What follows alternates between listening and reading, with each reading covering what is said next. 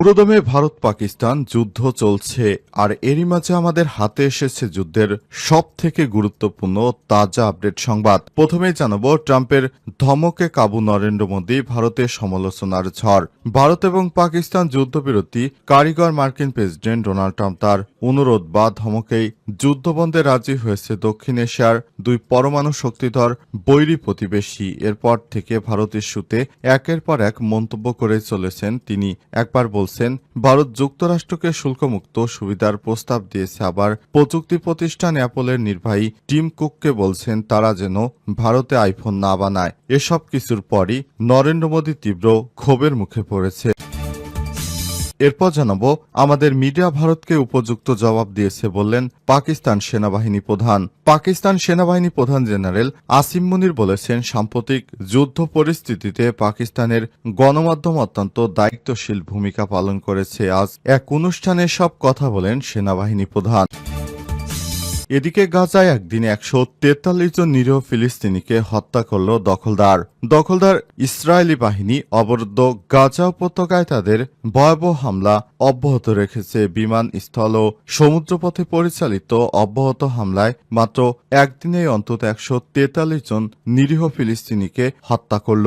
আজ গাজার চিকিৎসা সূত্রের বরাত দিয়ে তথ্য নিশ্চিত করেছে বার্তা সংস্থা রয়টার্স। এবারে জানাবো, চাঁদপুর থেকে চুরি হওয়া পুলিশের অস্ত্র ও গুলি ঢাকায় উদ্ধার। চাঁদপুরের ফরিদগঞ্জ থানায় কর্মরত পুলিশের এসআইয়ের চুরি হওয়া অস্ত্র ও গুলি ঢাকা থেকে উদ্ধার করা হয়েছে। এই ঘটনায় দুইজনকে গ্রেপ্তার করেছে পুলিশ। আজ চাঁদপুর পুলিশ সুপার আব্দুর রকিব এই তথ্য নিশ্চিত করেন। এবং সর্বশেষ জানাবো, শিশু আসিয়া ধর্ষণ ও হত্যা, হিটু শেখের মৃত্যুদণ্ড খালাস 3। মাগুরায় চাঞ্চল্যকর শিশু আসিয়া ধর্ষণ ও হত্যা মামলার রায় দিয়েছে আদালত। এই মামলায় প্রধান আসামি হিটু শেখের মৃত্যুদণ্ড দিয়েছে বিচারক। এছাড়াও বাকি 3 আসামিকে খালাস দেওয়া হয়েছে। মাগুরার নারী ও শিশু নির্যাতন দমন ট্রাইব্যুনালের বিচারক এম এ জাহিদ হাসান এই মামলার রায় ঘোষণা করেছেন। অভিযোগ গঠন বা বিচার শুরুর 21 দিনের মাথায় আলোচিত এই মামলার বিচার কার্যক্রম শেষ হল। ঘটনার মাত্র 2 মাস 11 দিনের মাথায় এই মামলার রায় দেওয়া হয়েছে। প্রিয় দর্শক, এতক্ষণ শুনছিলেন সংবাদ শিরোনাম, এবারে বিস্তারিত। তবে তার আগে বন্ধুরা, অনুরোধ থাকবে এই সংবাদটিতে একটি লাইক দিন। এই চ্যানেলে আপনি নতুন হয়ে থাকলে আমাদের সংবাদটি দেখতে দেখতে চ্যানেলটি সাবস্ক্রাইব করে রাখুন। কমেন্ট করে বন্ধুরা আপনার মূল্যবান মতামত জানিয়ে দিন আপনি বিশ্বের কোন দেশ থেকে বা বাংলাদেশের কোন স্থান থেকে আমাদের সংবাদটি দেখছেন এবং শুনছেন। এবারে বিস্তারিত। আমাদের মিডিয়া ভারতকে উপযুক্ত জবাব দিয়েছে বললেন পাকিস্তান সেনাবাহিনী প্রধান। পাকিস্তানের সেনাবাহিনী প্রধান জেনারেল আসিম মুনির বলেছেন, আমাদের মিডিয়াগুলি সরাসরি ভারতের প্রোপাগান্ডা মিডিয়ার বিরুদ্ধে শক্ত পদক্ষেপ গ্রহণ করেছে। ভারতের মিডিয়াগুলির পক্ষ থেকে যে মিথ্যা ও প্রোপাগান্ডা এবং পাকিস্তানের বিরুদ্ধে যে ধরনের উস্কানিমূলক বক্তব্য ছড়িয়েছিল তার জবাব দিয়েছে পাক মিডিয়া। এজন্য মিডিয়ার কর্মীদের প্রতি তিনি কৃতজ্ঞতা জানান। সেনাবাহিনী বলেন, যুদ্ধ চলাকালে আমাদের মিডিয়াগুলো দায়িত্বশীলতার পরিচয় দিয়েছে। ভারতের মিথ্যা প্রোপাগান্ডা সেগুলো আমাদের জাতীয় গণমাধ্যম, ইংরেজি গণমাধ্যম, ডনসহ অন্যান্য পত্রিকাগুলি যেভাবে এর তীব্র প্রতিক্রিয়া জানিয়েছে সত্যি অসাধারণ। তিনি আরো বলেন, ভারতের এই ধরনের মিথ্যা প্রোপাগান্ডা আমাদেরকে রুখে দিতে হবে। তা না হলে আগামীতে ভারত যুদ্ধে জিততে পারুক বা না পারুক, বিশ্ব দরবারে তাদের মিডিয়া যেভাবে পাকিস্তানের বিরুদ্ধে সন্ত্রাসী কার্যক্রম ছড়িয়ে বেরিয়েছে সে বিষয়গুলো আমাদের মিডিয়া সরাসরি নাকচ করে দিয়ে তারা যথাযথ পদক্ষেপ গ্রহণ করেছে। এ কারণে মিডিয়া কর্মীদের প্রতি আমরা কৃতজ্ঞ জানিয়েছেন সেনাবাহিনী প্রধান। আজ শুকরানা দিবস উপলক্ষে এক অনুষ্ঠানে প্রধান অতিথির বক্তব্যে সেনাবাহিনী প্রধান আসিম মুনির এই বক্তব্য তুলে ধরেন। এ সময় তিনি দেশবাসীকে ঐক্যবদ্ধ থাকার আহ্বান জানান। তিনি বলেন, দেশ যদি ঐক্যবদ্ধ থাকে তাহলে আমাদের দেশে কোনো বিদেশি শক্তি কখনোই এসে আমাদের পরাজিত করতে পারবে না।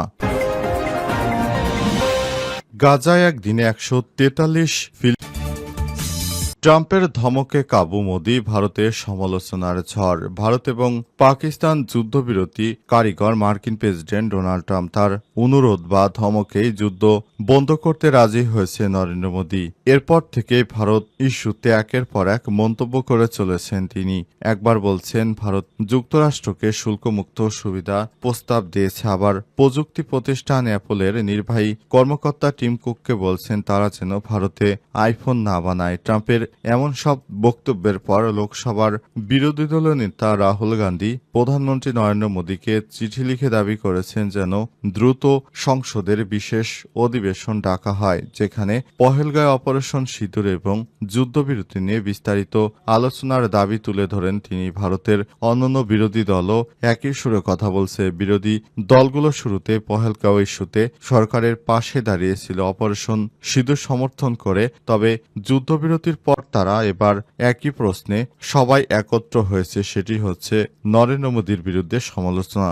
রাজ্যসভার নেতা এবং কংগ্রেস সভাপতি মল্লিকার্জুন খার্গেও একই দাবি করেছেন। গত 14 মে কংগ্রেস ওয়ার্কিং কমিটির বৈঠকের পর প্রস্তাবকে বলা হয়েছে পাকিস্তানের বিরুদ্ধে ভারত যে প্রত্যাঘাত করেছিল তা হঠাৎই থামিয়ে দিয়ে আমরা বিস্মিত হয়েছি। এটা স্পষ্ট হচ্ছে না, ফলে গুজব ছড়াচ্ছে। ডোনাল্ড ট্রাম্প সবার আগে যুদ্ধবিরতির ঘোষণা করেছেন। তিনি দাবি করেছেন তিনি দুই দেশের মধ্যে শান্তি স্থাপন করছেন। তিনি বাণিজ্য বন্ধের হুমকি দিয়ে ভারতকে চাপ।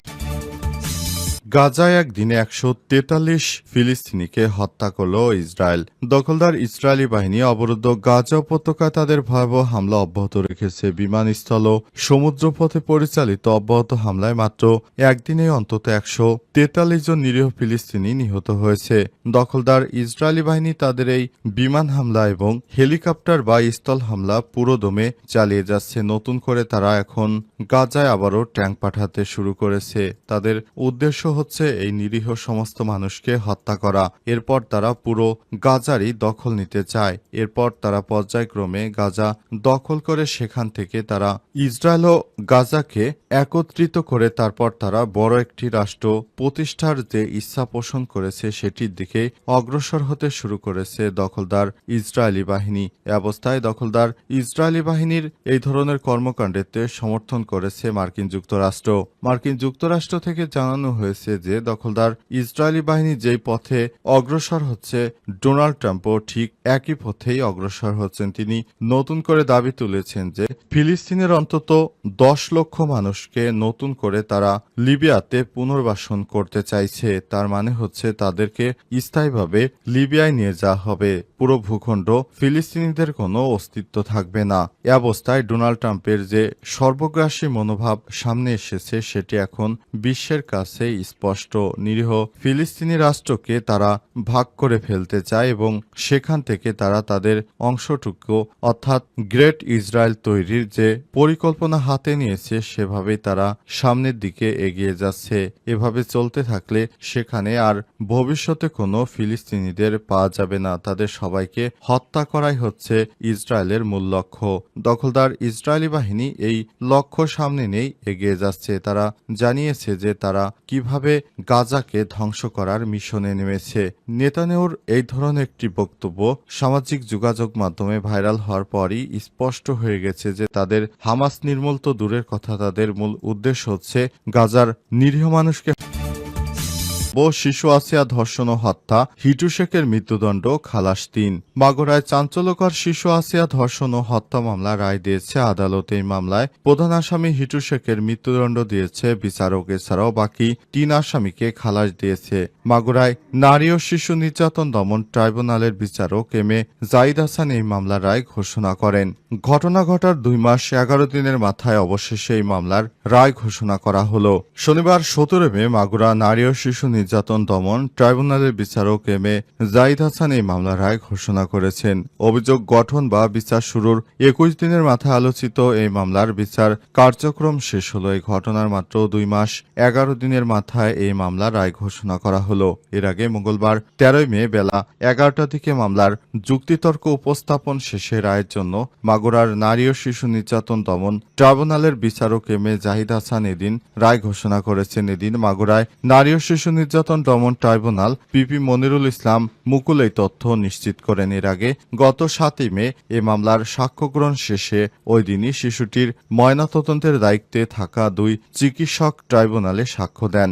গত 13 মার্চ ঢাকায় সম্মিলিত সামরিক হাসপাতাল সিএমএইচে চিকিৎসাধীন অবস্থায় মারা যায় শিশু আসিয়া। শ্রীপুর উপজেলা জারিয়া সরকারি প্রাথমিক বিদ্যালয় 3য় শ্রেণীর শিক্ষার্থী শিশু আসিয়া। এর আগে মাগুরা শহরের নিস্তান্দোয়ালি গ্রামে বোনের শ্বশুরবাড়ি বেড়াতে গিয়ে 6 মার্চ ধর্ষণের শিকার হন শিশুটি। এরপরই এই মামলাটির বিষয়ে জানাজানি হলে তার পরিবারের পক্ষ থেকে মামলা দায়ের করা হয় এবং অবশেষে হিটু শেখের মৃত্যুদণ্ড হল।